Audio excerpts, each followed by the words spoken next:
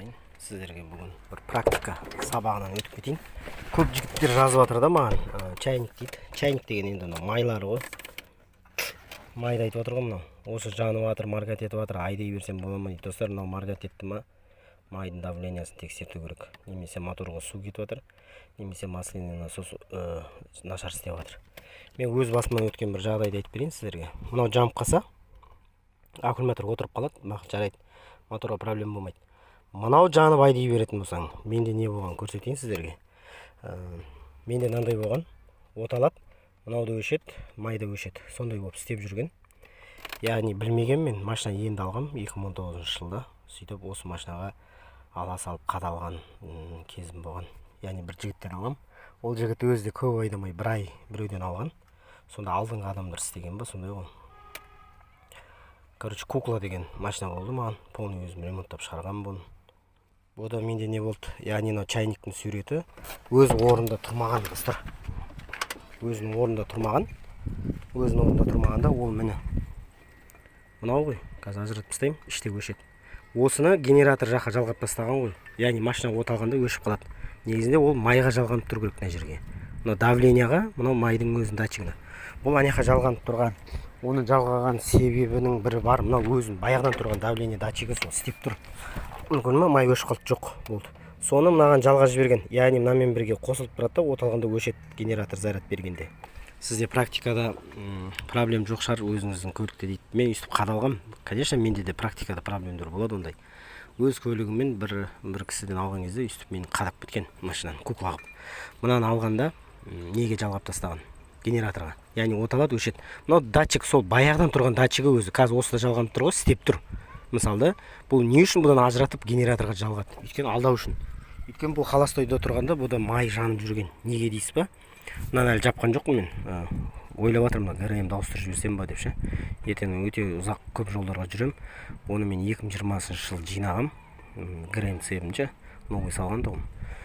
Уже 3 жыл өтіп кетті ғой. Ауыстыру керек ау деймін. Көптеген жерлерге барады ғой. Мына генератор осының көк проводына бағана екі провод жалғап тастаған. Оны кейін білдім ғой мен. Сосын бұда вентилятор жоқ еді.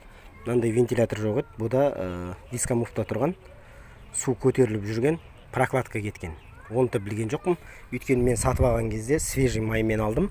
И және поддон свежий герметикте тұрған тұғым сол кезде. Мен байқағаным, сол поддон ойладым да, может масляный насос ауыстырды ма егесі деп бұрынғы. Бірақ мына датчиктарға мән бермеппін, қақа жалғанып тұрды, неге жалғанып тұрды, сөйтіп айдап шығып кеткем. Меркеден бұрылғанда бір Балтайға дейін жол нашар тұғым, шудың жолы ше, тас жол еді. Сол жолды кетіп баратқанда болған оқиға. Яғни тас жол еді. Білмеймін, сол өмір бақ етер сол жол жөнделмей ме, бірденке өмір тас болып жатады. Қай жылы қашан өтсем де, әйтеуір мектеп кезден өтсең де сол жол әйтеуір шудың жолы әйтеуір ремонт болып жататын. Нашар болып жататын жолы. Мен не істеймін, бұны сатып аламын. Сөйтем де майын ауыстырып жолға шығып кетем. Жолға шығып кетем де Таразға жеткен кезде мен суым көтеріле бастайды. Яғни Тараз қаласында тоқтап, маған су құям. Яғни су кетіп жатыр.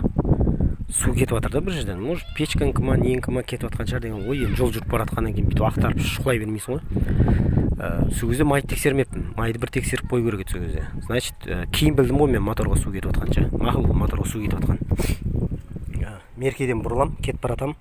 Не қызық болады? Менде мына жақтан қызық болады өте үлкен. Қазір көрсетейін сіздерге не қызық болған. Достар, бұда қазір басқа мотор тұр. Ол кезде басқа мотор тұрған. Қызықтың көкесі мына жерде новый герметик тұрған поддонда. Кеше ағызған ғой мен май. Мынаяқтан май ақты да. Шешіп тастадым, нәтиже етілді. ГРМ цеп ауыстырсам ба деп жатырмын. Мынаны болт түсіп қалады, короче. Мына тұр ғой, подушка тұр ғой. Сол тас жолдан түсіп қалды ма, или қатты қатырылмағандықтан ба әйтеуір болты түседі мына. Мына жерде тұрған болттар түсіп қалады. Бұл болт түсіп қалғаннан кейін подушкадан ажырайды ғой. Подушкадан ажырағаннан кейін мынау рамаға келіп тіреледі. Рамаға кім тірелді десе? Рамаға мынау фильтр тіреледі. Міне фильтр тұр, көріне ма? Масляный фильтр тіреледі. Мен естимін даусын, тақ деп келіп жатқанын. Машина енді алған, білмеймін не тақылдап жатқанша.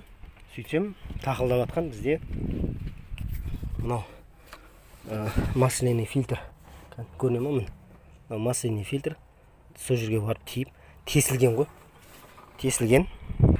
Сол тесілген сияқты кейін бір майды қатырған кезде цеппен қатырған тағы да бір история болған, ол қордайда болған. Ол бұл оға дейін мотор стук бергенді айтып отырмын. Сөйтеді анау тесіледі да май ағады, су кетіп жатыр майға, анаяқтан май ағады.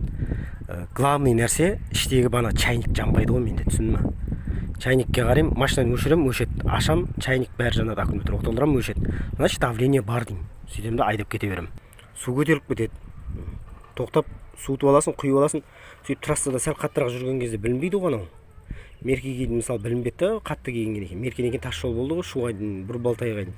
Уже Бұрбалтайға дейін жай жүресің анау тас жолда. Содан кейін су көтеріле бастады. Яғни төртінші кейін ашқан кезде көрдім, төртінші прокладка пробита екен. Яғни су кетіп жатыр екен. Ол су кетіп жатқанын қалай білдім? Мен короче бұны алған кезде сумен жүрген екен. Су төк бастаймын да тасол құям. Сөйтіп тасол азая береді ғой, тасол доливка қылам. Сөйтіп 10 литр тасол аламын жолда. Оны доливка қылып барам сөйтіп, бана Меркеге дейін ше. Таразда бір құям ғой. Өйткені бұған мен тасол құям. Тасол құйған кезде бұған 13-те бірденке литр кетті. 2-20 литр алам, 7 литр қалады запаста. Сөйтіп соны құйып барам тараздан кейін ше. Сөйтіп уже тараздан кейін уже азаяды, уже су құюға тура келеді уже. Сөйтсем ол май герметик болып жатыр анау. Тасолмен араласып. Майда шөпті тексермеген ғой. Мына жақтан фильтр тесілген, мотор бүйтіп қисайып қалған, ашсам бүйтіп мотор қисық тұрды, бір түрлі болып тұр. Мына жақ түсіп кеткен ғой, подушка. Сөйтіп май аққан астына, неге дейін, рессорға дейін. Жалғасында қалай стук берген көрсетіп кетем. Кейін мынау нені қойдым, не даты, вентилятор қойдық, мына лопусты ауыстырдым. Содан кейін прокладканы бастық, головканы бастым, астына блок, басқа блок алдым. И және бәрін жинаған кезде майды жалғау керек қой, майдың проводын таппаймын ғой. Сол кезде білдім мен мынау генераторға жалғанып тұрғанша былай, көк проводқа. Оған дейін білмеймін, мына жақта май жалғану керек, майды жалғайын десем, майдың провод жоқ. Сөйтсем, бұрынғы егесі сол генераторға жалғап жіберген ғой. Соның кесірінен оталған кезде май өшкен кезде мен ойлағам, май нормально деп давлениесі. Бәсе давленияда басында отырған кезде давление борт компьютерға шықпайды. Өйткені бәрін аняққа генераторға жалғап тастаған ғой. Короче, бұны таза кукла қылып сатқан ғой машинаны. Сөйтіп пападос мен болғамды бұл машинаға шы. Сөйтіп өзім жинап алдым полный осыны. Бұл қазір басқа мотор тұр. Сол алдыңғы мотор темір өткізіп жатыр ғой. Сол үшін енді ол арнайы генераторға арнайы жалғаған 150%. Өйткені мынау датчик сол өзінің датчигі баяғы істеп тұр қазір. Осы уақытқа дейін. Олардың айтпақшы астындағы поддондағы герметик жағылып тұрған новый герметигі ше. Олар масляный насос ауыстырған походу. Сөйтіп бәрі давление құлаған, өшпеген. Оның кейін причинасын біз мотор жинағанда таптық қой ескі несін. Мына жерде грибок тұрады, майды айналдыратын ше. Мына жерде вал тұрады. Сол валды ашпаған ғой, валды ашу үшін лобовой ашылу керек полностью. Сол валда звездочка болады да, и бана грибокты айналдырады. Сол валдағы звездочка женіп кеткен мына жақтағы ше. Сол себептен майдың давлениесі құлаған, малый оборотта.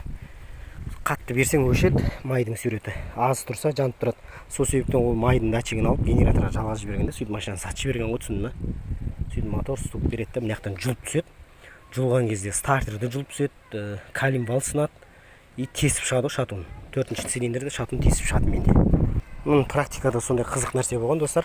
Жалғасы бар, көрсеңіздер болады.